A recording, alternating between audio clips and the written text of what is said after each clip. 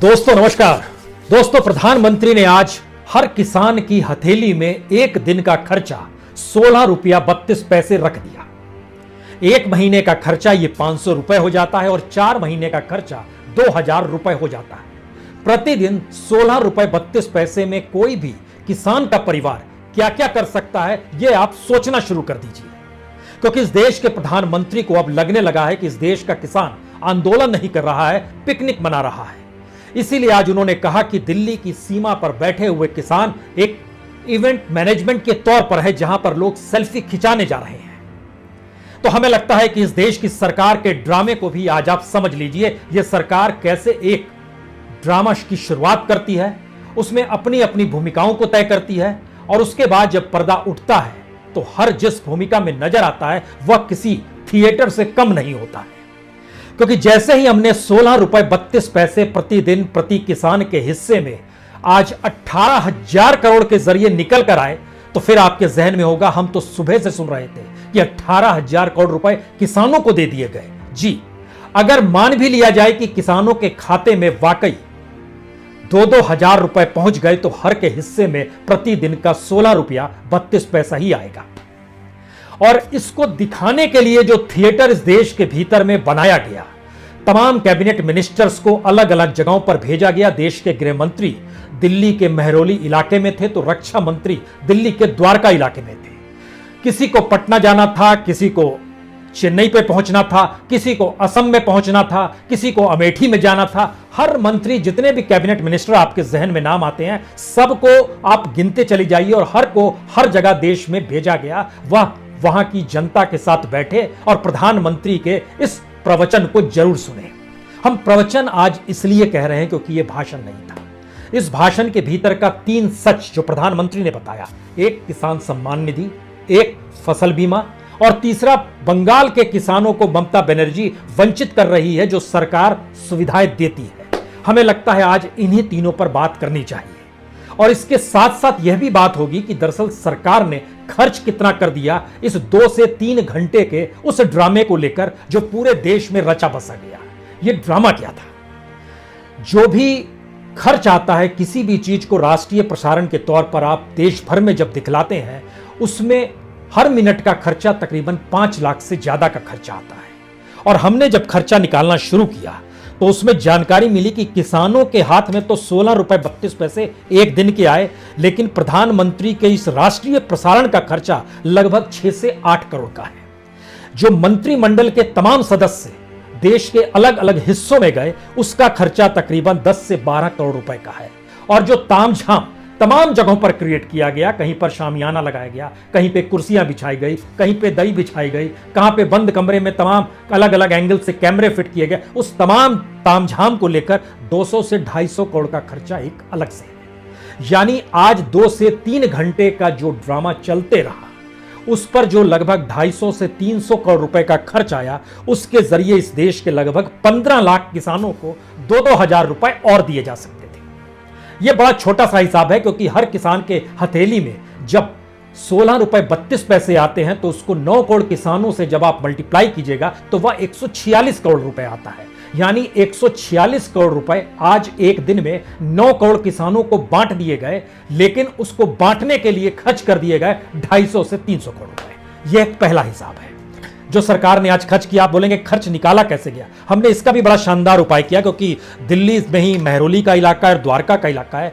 गृह मंत्री और रक्षा मंत्री वहां जब रवाना हुए तो उनके साथ 9 गाड़ियों का काफिला था जो सरकारी गाड़ी थी। महरौली और द्वारका, महरौली जो है तकरीबन 15 किलोमीटर की दूरी पर है। द्वारका जो है, जो नॉर्थ और साउथ ब्लॉक से हम जिक्र कर रहे हैं, जहां पर इनके दफ्तर हैं, वहां से लगभग 25 किलोमीटर की दूरी पर द्वारका है। जो 9 गाड़ियां चली और इसमें जो खर्चा निकल कर आया, उस खर्चे ने साफ तौर पर बतलाया कि हर गाड़ी के ऊपर तकरीबन 4,000 रुपए का पेट्रोल ही लग रहा था और बाकी खर्चे ही आ रहे थे। हर गाड़ी पर अगर इतना खर्चा हो रहा था तो 9 गाड़ियों को जब आप तब्दील कीजिएगा तो उसके हिसाब से जब आप जोड़ना शुरू कीजिएगा, तब आप समझ पाएंगे कि इस देश के भीतर में सरकारी अमले ने आज की सभा को सफल बनाने के लिए जो खर्च किया वो तकरीबन 250 से 300 करोड़ की वह रकम है जो न्यूनतम राशि में कुर्सी उपलब्ध हो जाए, दरी उपलब्ध हो जाए, शामियाना उपलब्ध हो जाए, लाउड स्पीकर उपलब्ध हो जाए, कैमरे उपलब्ध हो जाए, लाइट की व्यवस्था की उपलब्धि हो जाए, ये सारी चीजों को जोड़ते चले जाएगा तो यह निकल कर आता है। लेकिन दरअसल इस सरकार के आज के इस पूरे खेल का सच इतना भर नहीं है। हमें लगता है कि किसान सम्मान निधि के तहत बताया गया कि 9 करोड़ किसानों को हमने 18,000 करोड़ रुपए दे दिए। रकम बड़ी लगती है, किसानों की तादाद भी इस देश के भीतर बड़ी है। यह किसान सम्मान निधि शुरू हुआ था 2018 में।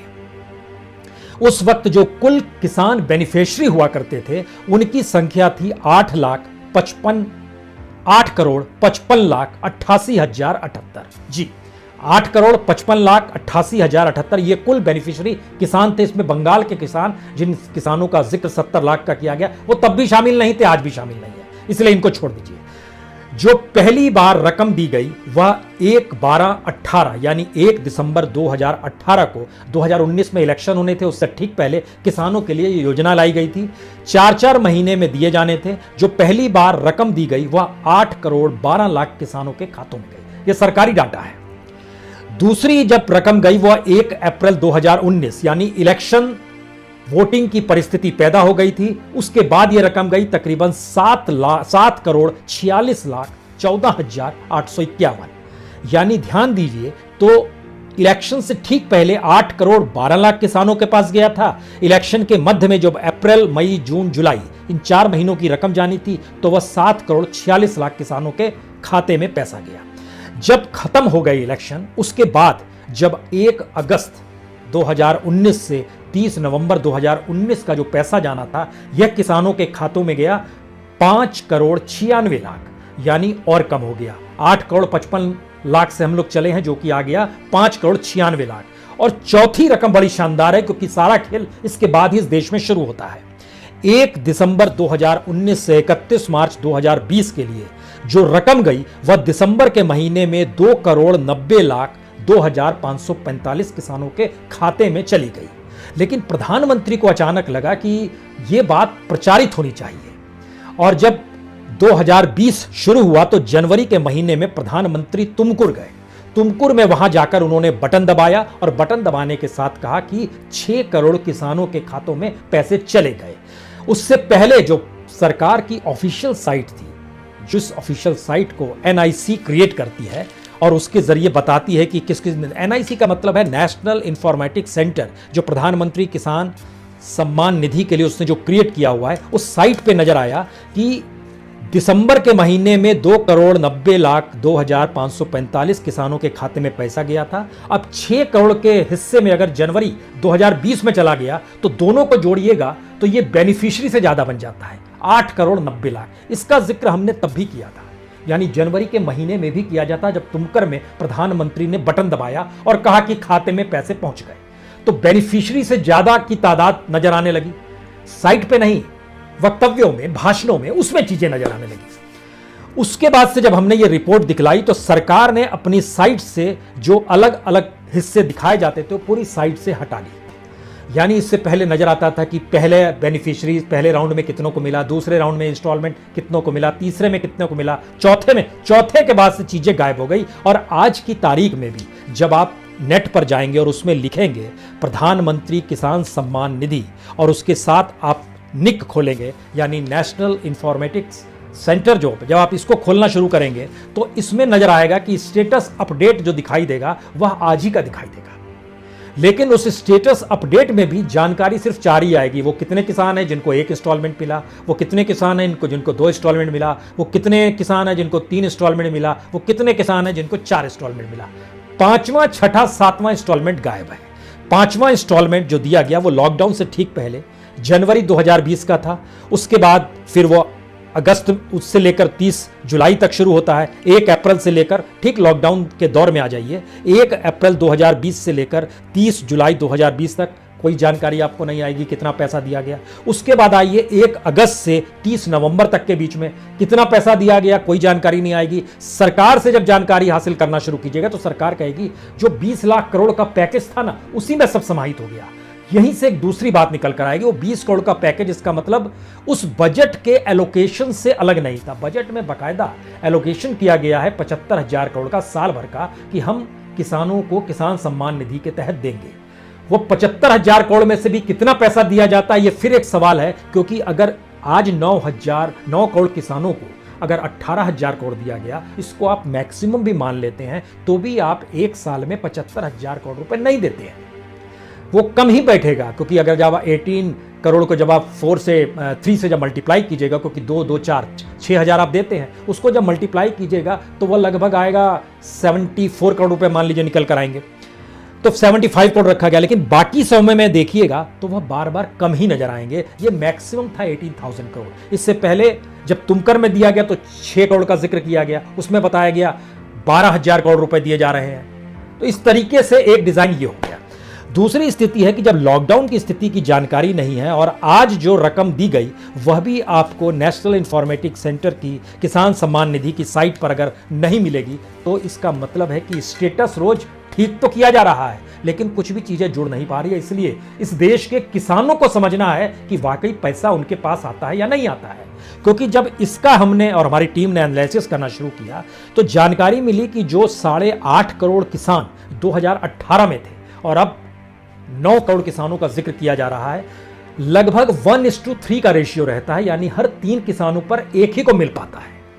अगर आप इस पूरे 2018 के बाद से स्थितियों को देखना शुरू कीजिएगा और उसको जब डिवाइड कीजिएगा कि किसको कितना पैसा मिला है, और ये कमोवेश ऐसी स्थिति होती है कि कोई मीडिया पर्सन कहीं पर रिपोर्टर जाता है, किसी किसान से पूछता है आपको मिला है, वो बोलता है जी मिला है, आप उसको दिखलाते हैं। दूसरे किसान से पूछता है आपको मिला है, बोला नहीं खाते में तो नहीं आया है, तो आप कहेंगे चलिए इसके खाते में आ गया, उसके खाते में आ जाएगा।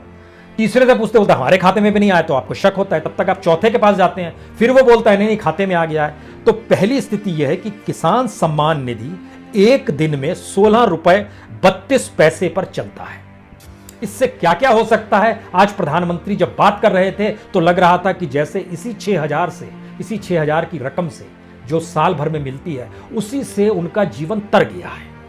यह एक पहली स्थिति है जो बड़ी इम्पॉसिबल सी स्थिति है, क्योंकि टमाटर का बीज भी खुले बाजार में जब आप लेने जाएंगे वह भी 17.5 रुपए का मिलता है, और यहां पर स्थिति 16 रुपए 32 पैसे की प्रतिदिन की है। तो टमाटर का बीज भी नहीं मिलता है, तो पता नहीं सरकार को पता है कि नहीं है। लेकिन जब आप राज्यों के भीतर भी घुसेंगे और उससे जानना चाहेंगे कि जैसे झारखंड में है, झारखंड में पहले 4 इंस्टॉलमेंट तक आज की तारीख में झारखंड के बेनिफिशियरी बताए जा रहे हैं 27 लाख और अगर पहली साल में देखिएगा तो वहां 15 लाख बेनिफिशियरीज थे। लेकिन 15 लाख में से भी हमने जब जानना शुरू किया सरकारी साइट से कि कितनों को मिला, तो पहला इंस्टॉलमेंट मिला लगभग 14,39,000, बहुत अच्छा है। दूसरा इंस्टॉलमेंट मिला 7,37,000 को, 50% माइनस हो गया। तीसरा इंस्टॉलमेंट मिला 4,09,507 किसानों को, और चौथा इंस्टॉलमेंट जो तुमकर में बटन दबाया गया था एक भी किसान को नहीं मिला। 5वें 6ठे में तो लॉकडाउन की परिस्थिति पैदा हो गई। अब पता नहीं 7वां इंस्टॉलमेंट किसी को मिला, ये झारखंड के किसान बताएंगे। मध्य प्रदेश में 54 लाख बेनिफिशियरीज में से जो ये पहले साल का था उसमें घटते घटते चौथा इंस्टॉलमेंट सिर्फ 85,000 को मिला था। उत्तर प्रदेश में जो 4th इंस्टॉलमेंट जब तक सरकार अपनी साइट पे दिखलाती थी 1,97,00,000 में से सिर्फ 76,96,000 को मिला था, यानी 1,20,00,000 को नहीं मिला था। महाराष्ट्र में 81 लाख में से सिर्फ 15 लाख को 4th इंस्टॉलमेंट मिला। इसी लिहाज से वो कम होते चला जाता है, वो गायब हो जाता है। और ये सरकार की परिस्थिति है। ये सरकार की परिस्थिति का जब आप जिक्र करते हैं तो बहुत सारी योजनाओं का आप जिक्र कर सकते हैं। आपके जहन में उज्ज्वला योजना आ सकती है। उज्ज्वला योजना 2016 से 2018 तक फ्री बांटी गई, लेकिन सरकार की ही रिपोर्ट बतलाती है कि जो रिफिलिंग की स्थिति आई, जब एक सिलेंडर खत्म हो गया, पहला तो फ्री में दे दिया गया, दूसरे भराने के लिए पैसा ही नहीं था, और सिर्फ 15% उज्ज्वला योजना के तहत सिलेंडर को लोगों ने भराया। यह स्थिति है।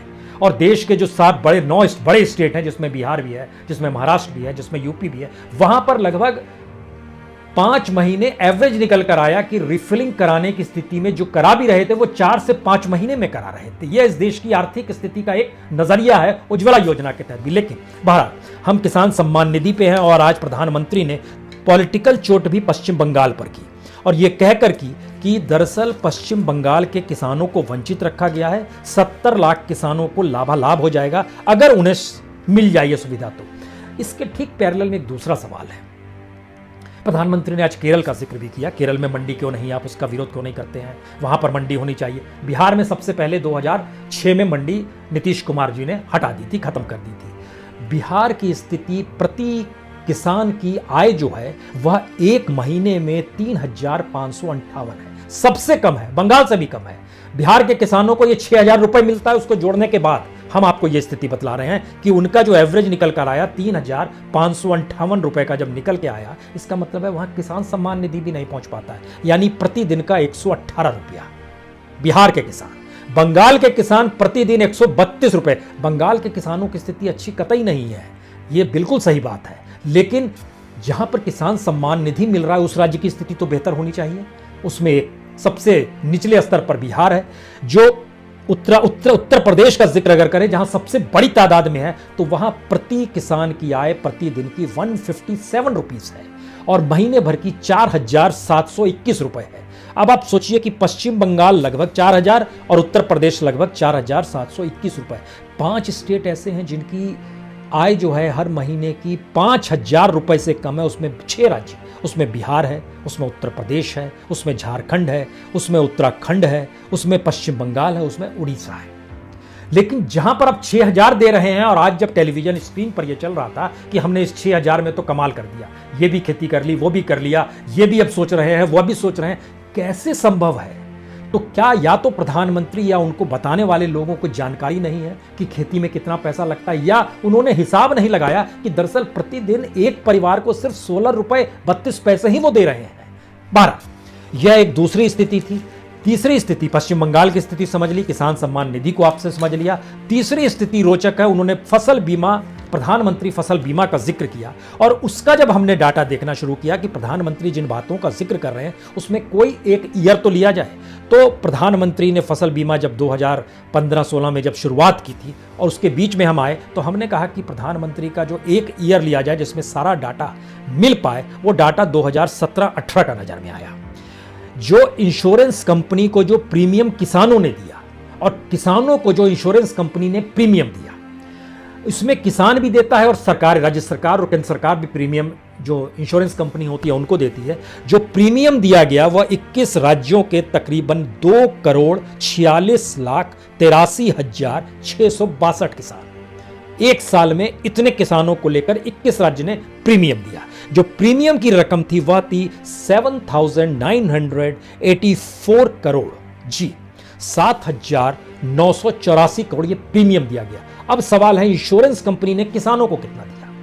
उस प्रीमियम की तुलना में जो किसानों को दिया गया वो सिर्फ 5,373 करोड़ रुपए दिए गए। इसका मतलब यह है कि लगभग 250 करोड़ रुपए फायदे में इंश्योरेंस कंपनी, जिसकी फसल बर्बाद हुई, उसका जो प्रीमियम कटा, उसके नाम पर जो सरकार ने प्रीमियम दिया, उसके जरिए 250 करोड़ रुपया अगर एक साल में इंश्योरेंस कंपनियों को कमाई हो जाती है, तो इसका मतलब है कि वो रकम तो बहुत बड़ी होगी और साल दर साल बड़ी होगी, और उसमें बड़ी शानदार शानदार कंपनियां हैं। हमने पहले भी जिक्र किया, लेकिन उन कंपनियों का नाम सुनिए जिनकी एक अंतर्राष्ट्रीय तौर पर पहचान है। हजारों कर्मचारी काम करते हैं, जैसे पीआई इंडस्ट्री लिमिटेड है, जैसे आरसीएफएल है, ये एग्रो कंपनियां हैं। और इंश्योरेंस कंपनियों की स्थिति में आइएगा तो उसमें जैसे रिलायंस जनरल इंश्योरेंस है, चोलामंडलम है। भारत सरकार की सिर्फ एक ही कंपनी है, agriculture insurance company of India, जो अपने तौर पर 1,500 करोड़ रुपए से शुरुआत की थी, लेकिन आज की तारीख में उसकी भी कमाई लगभग 544 करोड़ है। इंश्योरेंस कंपनियों बढ़ती चली जाती हैं, किसके नाम पर? किसान के नाम पर। तो प्रधानमंत्री जिन बात का जिक्र कर रहे हैं, किसान सम्मान निधि 16 रुपए 32 पैसे प्रतिदिन, बंगाल के किसान का उन्होंने जिक्र किया, उससे ज्यादा बुरी स्थिति में बिहार का किसान है और उनके समकक्ष यूपी का किसान है, उड़ीसा का किसान है, उत्तराखंड का किसान है, झारखंड का किसान है। तो बाकियों की स्थिति क्यों नहीं ठीक हुई, यह दूसरा सवाल। तीसरी स्थिति फसल बीमा से जुड़ी हुई थी। यह 3 स्थितियों के अक्स में अब क्या ये देश प्रोपेगेंडा से चलता है, और प्रोपेगेंडा ही सबसे महत्वपूर्ण है। हम इस बात का आपसे इसलिए जिक्र कर रहे हैं क्योंकि सरकार बार बार एक चीज कहती है कि हम जो करते हैं उस पर जनता हमारी चुनावी जीत के साथ मोहर लगा देती है। हमें लगा कि शायद इस देश की स्थिति और फितरत यही हो चली है, लेकिन एक प्रोपेगेंडा कैसे किया जाता है उससे पहले एक चीज और सुनिए। आज प्रधानमंत्री ने स्वामीनाथन कमीशन की रिपोर्ट का जिक्र किया, हमने सारी चीजें की। स्वामीनाथन कमीशन की रिपोर्ट में बहुत साफ साफ लिखा गया है, आत्महत्या, किसानों की खुदकुशी लगातार बढ़ रही है, इसको कम करने के लिए आपको ये करना होगा। तो ये जो करना होगा, सरकार इस पर चुप रहती। क्या क्या करना होगा? स्वामीनाथन कमीशन की रिपोर्ट में लिखा हुआ आपको भूमि सुधार करना होगा, आपने किया नहीं किया। आपको सिंचाई की व्यवस्था को ठीक करना होगा। सिंचाई इस देश के भीतर में बीते 6 बरस में सिर्फ 0.75% बढ़ी है। आजादी के बाद से इस देश के भीतर में सिंचाई व्यवस्था में लगभग 5 से 6% ही बढ़ पाया है। आज भी 27% जमीन पर ही खेती हो पाती है, बाकी तो आसमान पर निर्भर रहना पड़ता है कि ऊपर ही इंद्र भगवान है, वही इस देश के एग्रीकल्चर मिनिस्टर है, पानी पड़ेगा तो चीजें ठीक हो जाएगी। तो कहीं प्रकृति ही उनके लिए फाइनेंस मिनिस्टर है और एग्रीकल्चर मिनिस्टर है। इन मंत्रियों के हिस्से मत आइए, क्योंकि ये मंत्री तो आज पूरी फौज लग गई थी प्रचार में। उसके अलावा स्वामीनाथन रिपोर्ट ने कहा भूमि सुधार, सिंचाई की व्यवस्था कीजिए, संस्थागत ऋण जो लिया जाता है उसको दुरुस्त कीजिए, लेकिन कर्ज की स्थिति आज भी किसान डूबा हुआ है। और चौथा था कि आप टेक्नोलॉजी के लिए उनको सुविधाएं मुहैया कराइए जिससे वो टेक्नोलॉजी से जुड़ सके। सरकार इसी में पीठ ठोक लेती है कि देखिए हमने बटन दबाया, जैसे कौन बनेगा करोड़पति में बटन दबाते हैं और उसके बाद पैसा आपके अकाउंट में चला जाता है। यहां पर दिखाने के लिए भी बटन दबा दिया गया कि पैसा आपके अकाउंट में चला गया। गया नहीं गया उसका खाका हमने आपको दे दिया, लेकिन टेक्नोलॉजी आपको देनी थी किसानों को।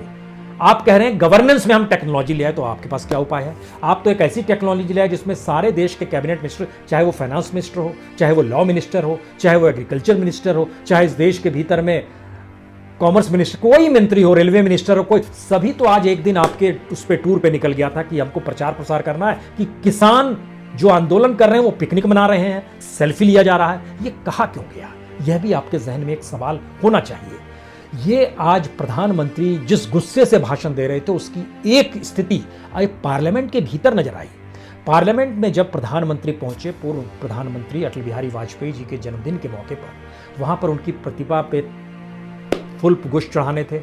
वहां पर भी सांसदों ने एमएसपी को लेकर और किसान आंदोलन को लेकर नारे शुरू कर दिए। ये देखिए जरा क्या हो रहा था पार्लियामेंट के भीतर में, पहले आप इसे देखिए। किसान विरोधी काला कानून वापस लो, वापस लो, वापस लो, किसान विरोधी काला कानून वापस लो, वापस लो, वापस लो, किसान विरोधी काला कानून वापस लो, एमएसपी की गारंटी दो, किसान विरोधी काला कानून वापस लो, एमएसपी की गारंटी दो। पूंजीपतियों के लिए लाखों बनाए गए किसान काले ठंड में कानून ठिठुर को रहे हैं। वापस लो, प्रधानमंत्री जी अन्नदाताओं को लीजिए, विरोधी कहना लाखों किसान बंद ठंड करो, में मर रहे हैं सर। अन्नदाताओं सर को अन्नदाता मर रहे हैं, सर अन्नदाता मर रहे हैं। किसान तीनों विरोधी कानून काला वापस कानून लो। वापस लो, 12:30 बजे रात को एमएसपी, किसान विरोधी काला कानून वापस लो। प्रधानमंत्री जी सुनिए।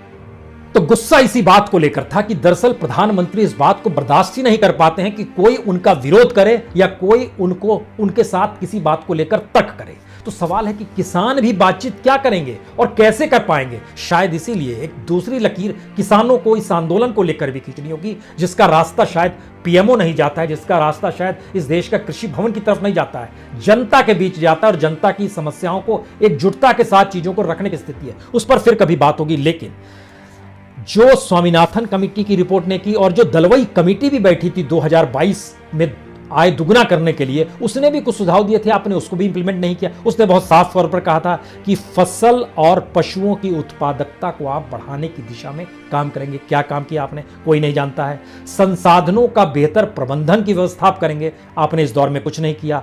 फसलों का घनत्व बढ़ाकर विविधतापूर्ण बनाएंगे, आपने उसकी दिशा में कुछ नहीं किया। फसल का सही मूल्य मिल जाएगा और उसमें बहुत साफ तौर पर लिखा था कि लागत से दुगना। यह स्थिति लाने की स्थिति में आप नहीं आ पा रहे, जो कि आप ही के जरिए दलवई कमेटी ने जो कहा है, जिस पर आप काम कर रहे हैं, वह भी नहीं हो पाया। और तो और गैर कृषि क्षेत्र में रोजगार बढ़ाने पर जोर दिया गया, क्योंकि कृषि क्षेत्र में रोजगार पर निर्भर लोगों के जीवन नहीं चल पा रहा है। लेकिन इस देश के भीतर में इन्हीं दौर में क्या स्थिति हो गई, रोजगार बड़ी तादाद में चला गया। और तो और नवंबर के महीने में इस देश के भीतर में तकरीबन 80 लाख व्हाइट कॉलर बेरोजगार हो गए। यह एक पूरी की पूरी कतार है इस देश के भीतर में। तो आप कुछ कर नहीं रहे हैं, लेकिन आप चीजों का जिक्र कर रहे हैं, और जिक्र करने के भीतर में पूरे के पूरे सारे कैबिनेट मिनिस्टर अपने मंत्रालयों को छोड़कर सब जगहों पर लगे हुए हैं। उनका खर्चा पानी कैसे चलता है, जिस गाड़ी पर बैठते हैं उसमें पेट्रोल कौन भराता है, जहां पर गए, जितनी देर गए, जितना सरकारी महकमा लगा रहा, कोई खर्चा जोड़ेगा। और जो राष्ट्रीय प्रसारण हो रहा है, प्रति मिनट 5 लाख रुपए का जो खर्च आ रहा है, ये प्रसारण की स्थिति हम आपको बतला रहे हैं। पार्लियामेंट भी चलती है तो 2.5 लाख रुपए प्रति मिनट खर्च होता है, और प्रधानमंत्री के राष्ट्र के नाम संबोधन और इस तरह के जो ऑर्गेनाइज होता है उसमें लगभग 5 लाख रुपए प्रति मिनट का खर्च होता है। वह खर्चा कौन देगा? वो सब तो सरकारी खजाने से जा रहा है। किसान को भी सरकारी खजाने से एमएसपी चाहिए। तो आप उनकी आंदोलन को पिकनिक बताकर अपने पिकनिक को आंदोलन का हिस्सा बताकर और गवर्नेंस के तौर तरीके बताकर अगर ये देश चल सकता है तो ये देश चल रहा है, और अगर ये देश अगर इस टकराव की स्थिति में आ गया है तो फिर ये खतरनाक स्थिति है। और शायद ये देश के सामने सबसे बड़ा इम्तिहान है जब देश का प्रधानमंत्री इस देश के अन्नदाता किसानों के आंदोलन को पिकनिक मान रहा हो और इस आंदोलन में पूरे परिवार के साथ दिन रात खपाने वाले किसानों के सामने सबसे बड़ा संकट आ गया हो कि अब उसके अपने आंदोलन की रूपरेखा क्या होनी चाहिए। हम इस पर कल आपसे चर्चा करेंगे कि यह रास्ता अब किस आंदोलन की दिशा में जाता है, और शायद किसानों को यह समझना होगा कि यह कोई छोटा मार्ग नहीं है। पंजाब के किसानों ने बड़ा संघर्ष किया है, 9-9 महीने। जब भगत सिंह थे उस दौर में किसान आंदोलन में 9-9 महीने किसानों ने आंदोलन किया है। यह भी कोई छुपी हुई चीज नहीं है। इस देश के भीतर का सच यही है कि सरकारें इतने अहम के रहती है और खुद को खुदा मान लेती है। खुदा ना माने तो उससे कम भी नहीं मानती है, लेकिन जनता उसको ढढ़ा भी देती है। यह भी सच है। बहुत बहुत शुक्रिया। बहुत